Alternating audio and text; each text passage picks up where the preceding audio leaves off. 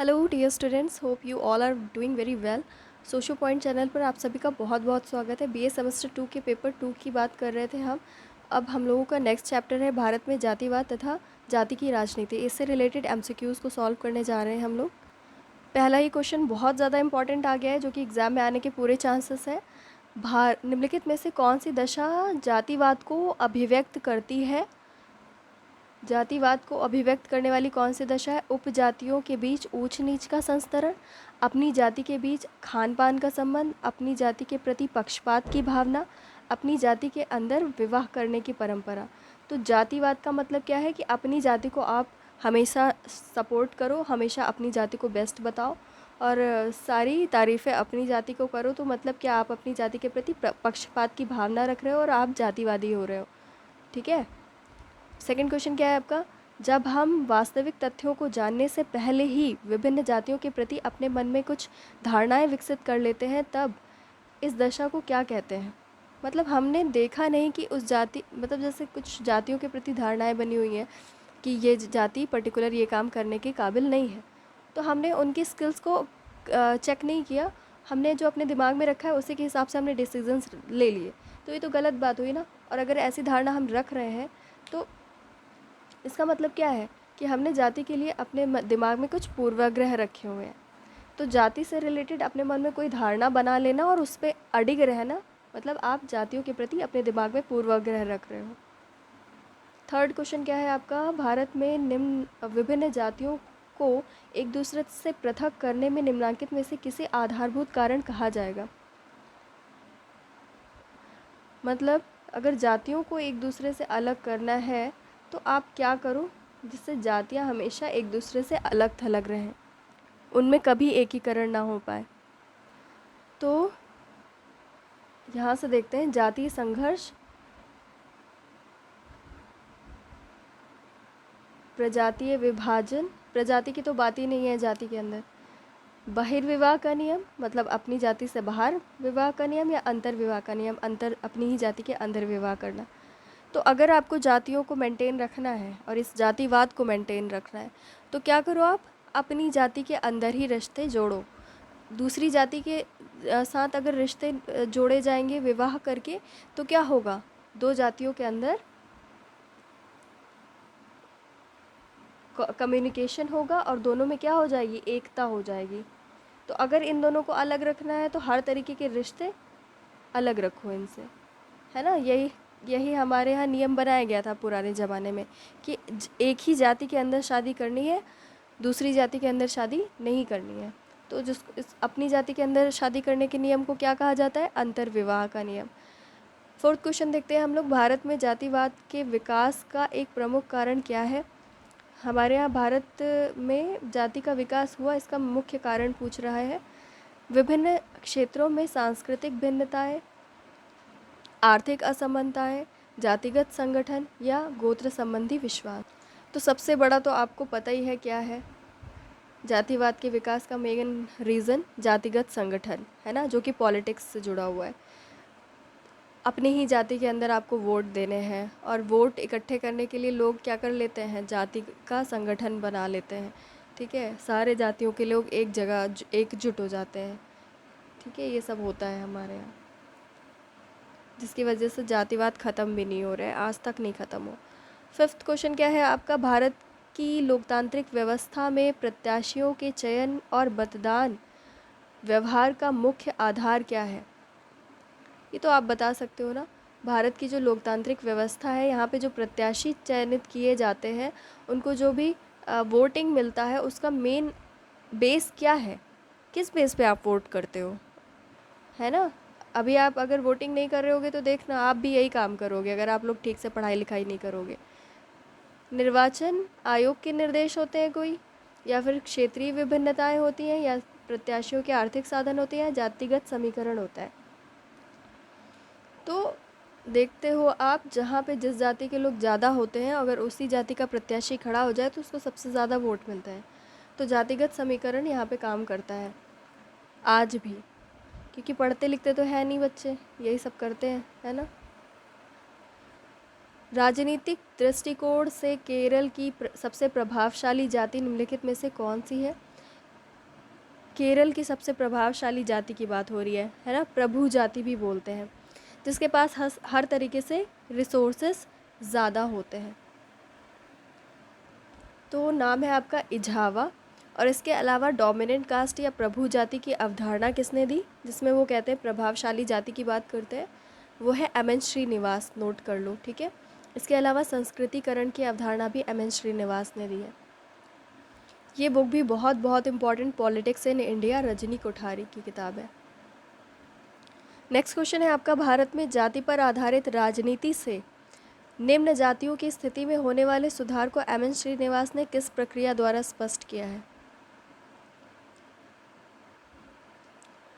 तो इसको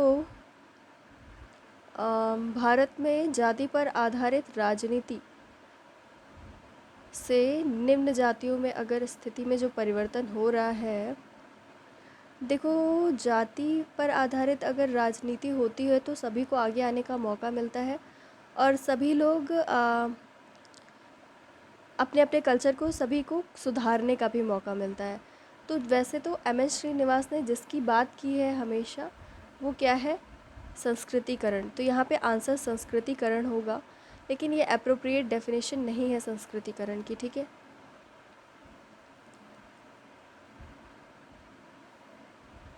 भारत में राष्ट्र निर्माण के लिए निम्नलिखित में से कौन सी दशा बाधक है।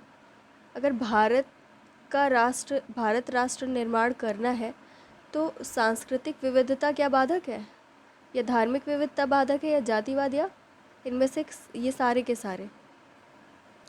तो देखो वैसे तो अगर विविधता ना हो किसी देश में तो एकीकरण करना आसान हो जाता है, लेकिन फिर भी किसी न किसी बहाने वहाँ पे बंटवारा किसी न किसी चीज़ को लेकर के हो जाता है, भले ही रिसोर्सेज की अवेलेबिलिटी को लेके हो जाए या फिर अमीर गरीब को लेकर के हो जाए। तो उस बेस पे कह सकते हो आप कि सांस्कृतिक विविधता होना कोई गलत बात नहीं है, ये धार्मिक विविधता होना भी कोई प्रॉब्लमेटिक नहीं है। आप मिलजुल करके रह सकते हो, बशर्ते आप जातिवाद ना करो, ठीक है, या संजातीय भावना ना रखो। तो सबसे गलत चीज़ क्या है, जातिवाद। तो जातिवाद की दशा हम लोगों को एक करने में बहुत बड़ी बाधा पहुंचाती है और हमारा एक राष्ट्र का निर्माण करने में भी प्रॉब्लम क्रिएट करता है जातिवाद। 10th क्वेश्चन, भारत में कौन सी दशा जातिवाद के विकास का कारण नहीं है। जातिवाद के विकास का कारण नहीं है। राजनीतिक दलों की कार्यप्रणाली तो पता है आपको, अंतर्विवाह का नियम भी पता चल गया आपको, परिवहन के साधनों में अगर वृद्धि हो जाए या जातिगत संगठन बन जाए, ये भी पता चलिए आपको। इतने सारे MCQ सॉल्व किए, तो सी ऑप्शन इज़ करेक्ट। अगर आपका मीन्स ऑफ ट्रांसपोर्टेशन में डेवलपमेंट हो रहा है या वृद्धि हो रही है तो क्या कोई प्रॉब्लम है, बिल्कुल प्रॉब्लम नहीं है। परिवहन वही होता है ना, मीन्स ऑफ ट्रांसपोर्टेशन।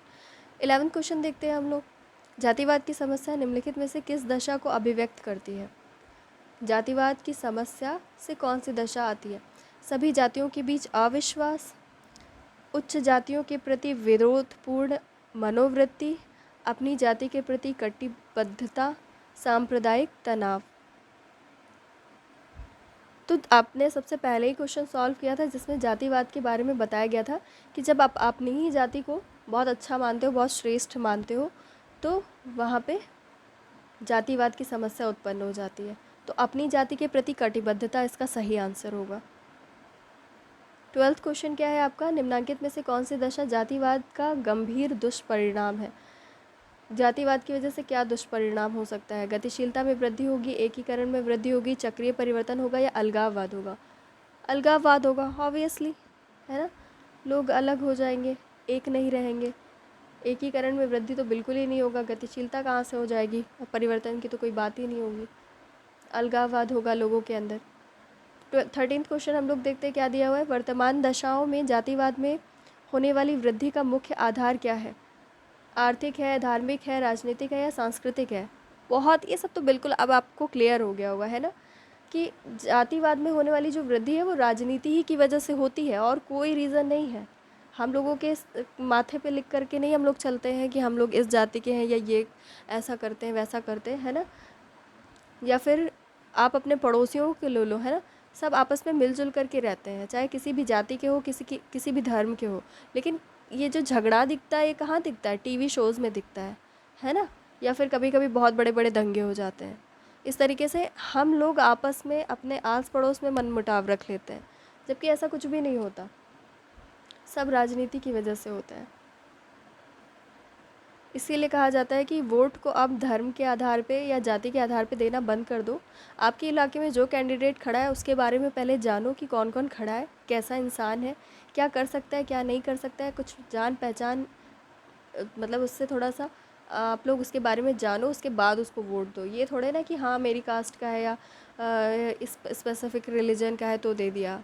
नहीं, आप अपना डेवलपमेंट देखो कि आपको कैसे डेवलपमेंट हो सकता है आपका।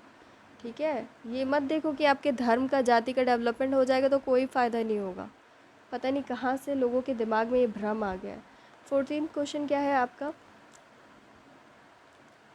राजनीति की भाषा में निम्न जातियों के संगठन को किस नाम से संबोधित किया जा सकता है?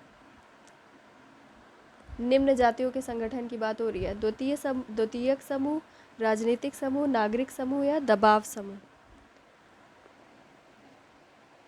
तो निम्न जातियों का जो संगठन है वो किस तरीके से काम करता है? दबाव समूह का काम करता है। ठीक है, लर्न कर लो। 15 क्वेश्चन क्या है? अनुसूचित जातियों में संपन्न और प्रभावी लोगों को सच्चिदानंद के नाम से किसने संबोधित किया है?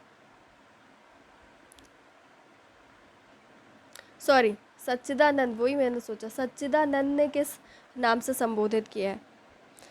हाँ, थोड़ा बहुत आजकल फ़ीवर रहता है, इसलिए आप लोगों ने देखा होगा थोड़ी वॉइस भी चेंज हो गई है, पेपर 1 में भी और अभी भी, है ना? तो थोड़ा माइंड मत करना, क्वेश्चंस भी गलत पढ़ने लग जाती हूँ।